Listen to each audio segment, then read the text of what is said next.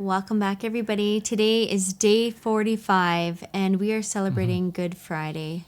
Thank you for journeying with us over this time where we've been reflecting upon Saint Alphonsus Sermons' Lenten sermons. Today, he has some wonderful thoughts that we're going to go through, but before we begin, I got a question for you. When you look at the crucifix, the crucified Christ, what do you see? This is what Saint Alphonsus sees. See how he holds his arms stretched out to embrace thee, his head bent down to give thee the kiss of peace, his side open to receive thee into his heart. What dost thou say? Does not a God so loving deserve to be loved? So, my friends, I invite you to see the crucified Christ and see his arms outstretched, reaching for you, his head drooped down to give you a kiss, his side open wide to receive you into his heart. So when you look at the crucifix, you have to conclude it's not nails holding Jesus there, but the power of his love for you. And this is what makes Good Friday so good. What does he gain who refuses the cross? He increases its weight. But he who embraces it and bears it with patience lightens its weight, and the weight itself becomes a consolation, for God abounds with grace to all those who carry the cross with good will in order to please him. By the law of nature, there is no pleasure in suffering, but divine love, when it reigns in a heart, enables it to take delight in its sufferings. I feel like this is very, very, very true. There is no delight in suffering from a secular perspective. People flee from suffering continuously. So much so that now people can choose when they die, legally. And I feel like I've seen families, I'm thinking specifically about a cousin of mine with their newborn baby who had contracted meningitis. And it was such a terrifying time. And I remember asking them, how did you cope through that? And they said from a human perspective, it would seem like impossible to go through that struggle. You have this newborn baby and you don't know what's happening. There's a brain bleed, there's swelling, it just seemed like it was complication after complication. And yet there was a sweetness that came with the cross and a peace that came in the midst of the storm that they couldn't explain. And I feel like that's what it's like whenever we unite our sufferings to the cross.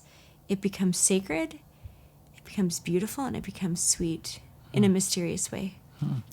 I've given some thought to this too. We all have to suffer. The question is, how do we suffer? We can either embrace the cross or resist the cross.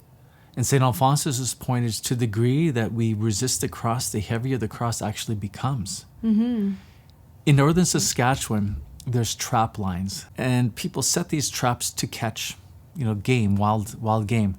Friends of ours who are part of this group, and I hope you see this, their dad set a trap and ended up catching a massive wolf, big alpha wolf. But as he approached the trap, he noticed that the wolf was still alive, because the wolf knew the harder it resisted to the snare around its neck, the tighter it would become and it would choke. You see, that's what happens when we resist our crosses. It's like it snuffs the life out of us. And so when suffering comes into our life, we recognize it has been allowed by the divine plan of God, always for some good. So what should we do? We don't fight against it, but as soon as we resist, it's like it just comes around our neck and it starts choking the life out of us. But when we accept it, that very struggle of accepting it becomes our resurrection. And at God's due time, he releases us from that snare. Now, it might be in this life, and so we learn a lesson and we grow in virtue, or there's some crosses that we just have to carry until our natural life expires. But then we experience the full weight of that resurrection in heaven. But there is no cross that does not have purpose. We must change our tastes in order to become saints. If we do not arrive at a state in which bitter appears sweet and sweet bitter, we shall never attain to a perfect union with God. In this consists all our security and perfection. In suffering with resignation all things that are contrary to our inclinations, as they happen to us day by day, whether they are small or great. And we must suffer them for those purposes for which the Lord desires that we should endure them, namely to purify ourselves from the sins we have committed, to merit eternal life, and to please God, which is the chief and most noble end at which we aim in all our actions. So these readings are really long, and Janelle and I, we read them separately, then come together. And we today have highlighted the same readings out of everything that we could talk about. So why did this stand out to you? Well, because he said that we must change our tastes. And I think, okay, what are my tastes? What do I love? What are my little comforts and things like that? I need to change those things and give them up. I feel like for the love of Jesus, we need to lay it all down.